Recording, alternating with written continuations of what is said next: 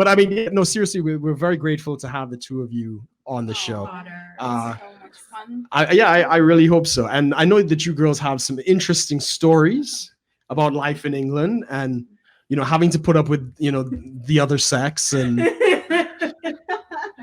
The other sex. We haven't said anything yet. No, we haven't even gotten to the. So I guess both Amos and I probably have some questions for women, and we might get some questions from the audience as well. Okay. And you all might have questions for us. But do you all have like a funny dating story? Both of you are you're not married right now, No. right? But you're playing in the dating game sort of thing. Yeah. Care to share some of those I mean, experiences? occasionally when we go out together, we do get called the happy couple. Yeah. So normally she's like So- our Spanish love Esmeralda, I call her. Yeah. And I'm the You're the I'm the second one, the tomboy, the 'Cause I one like- that's in charge. I like Converses and I like, I don't know, denim outfits. So yeah. So they tend to think Violeta is the dominant one in a relationship. Is that what we're She getting at? definitely is the dominant Yes. one. Okay. Everything has to be my way. Oh. It's so funny. Every time we end up going out together, I always wear a dress, and she always looks like a tomboy. Yeah. So occasionally, if we're out together on our own, Potter, stop it. I was showing her tomboy look. I wasn't trying to look down your top at all. There you go. So every time we go out, I'm always wearing a dress. So there's a couple of times we went to this there. It's gonna be too funny. I know. So there was one time we went to this pub. We were just having dinner because, you know, I was supposed to have a date, but then he canceled, and anyway, whatever. And so I was like, come on, let's go have dinner. Yeah. And So she literally came like 15 minutes to pick me up. So I was like, okay, I'm not dressed up, you know, no makeup, nothing. And we went out. We just went and we sat down and had dinner. And within sitting down for about 10 minutes, this older guy comes over and he's like, he wasn't a very good looking guy. No, he wasn't. he comes over and he leans over to me and he's like, my friend over there thinks you're stunning. And Vincent? I think that was his name. Yeah, Yeah, I think- Vincent. So he thinks you're stunning. He's not the best looking man in the world.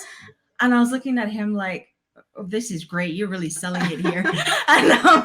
And he's like, he's not the best looking man in the world, but he's very rich.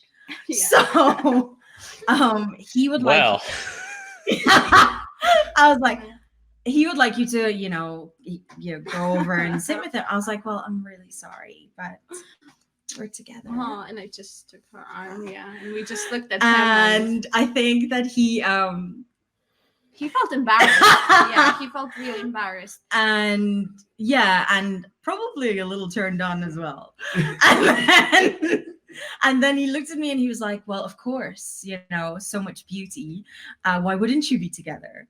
And he was like, I wish you all the best. Okay, he was looking. We know where he was looking, And he wasn't even saying looking at my so much eye or beauty. anything. He Yeah. was just looking at my breasts. And We wonder why. Look me. I in was the wearing. eyes and She's say, like, I was "Oh, wearing a God." dress. I wonder what kind of dress. I really don't. I really couldn't guess. it was a different kind of dress. She doesn't have church dresses. When she says No. dresses, this is Yeah. kind It's of a real dress. Yeah. So he went back over to his table and he looked upset, and the other guy looks upset. And we just carried on like chatting and eating and stuff.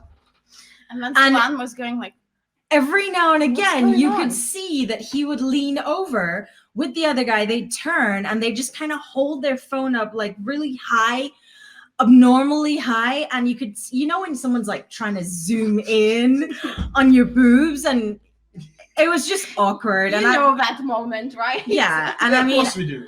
and I just Amos, thought, you know about that, right? fuck's sake, Exactly. like, come on, could you have a little dignity or just a bit of respect? I mean, the same could be said about how you dress, but that's a whole other conversation. No, but that's not. No, I disagree completely. I think that You know, a woman should be free to dress how the fuck she wants. Exactly, but they also shouldn't be surprised if people have the right to show up naked to a pub. But I mean, I think if someone's there and she's wearing, and the thing is, I don't wear dresses that necessarily are begging for attention. I just wear, you know, No, not begging. Just... And in the 50s, women that wore pinup dresses, that was just the style back then. And I think it wasn't so much an issue in the 50s as it is now. You know, pinup dresses back then were very different than what we like. No, they weren't at all. No, and to be fair, Amos, she does prefer the vintage cuts and stuff like that. It's not like mini skirt really tight. Yeah, no. I mean, she does fill out the dresses. Fair enough, we'll give her that. But yeah, she is actually talking about like actual vintage. But I mean, no one is like, yes, you have every right to dress however you want, but you should never ever be surprised when people are looking and trying to snap a picture when you're in a public place. I think there's a huge difference between looking and trying to document it. I think I didn't give you permission to take my picture. So, and you can go to jail for that shit now. Oh, in the UK. Yeah, in the US, if you're in a public place, it doesn't matter. Yeah, there's no but in the UK, you can. So, I mean, I don't mind you staring and observing. I don't mind if you talk shit about me or whatever. I really don't care.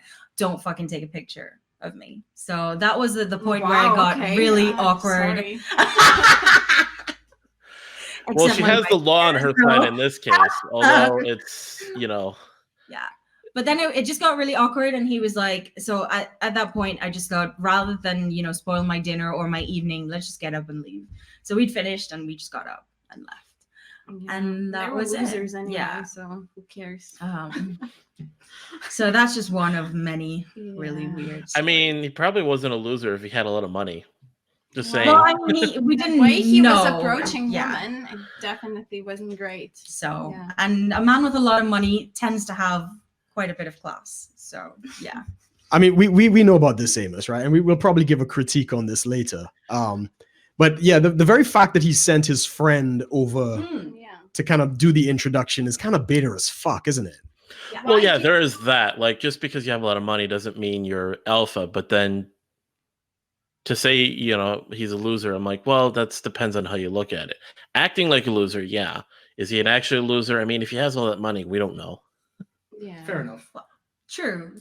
There's a lot of things that, you know, we don't know for definite. But then, you know, men with lots of money do tend to be a little bit more confident than the rest.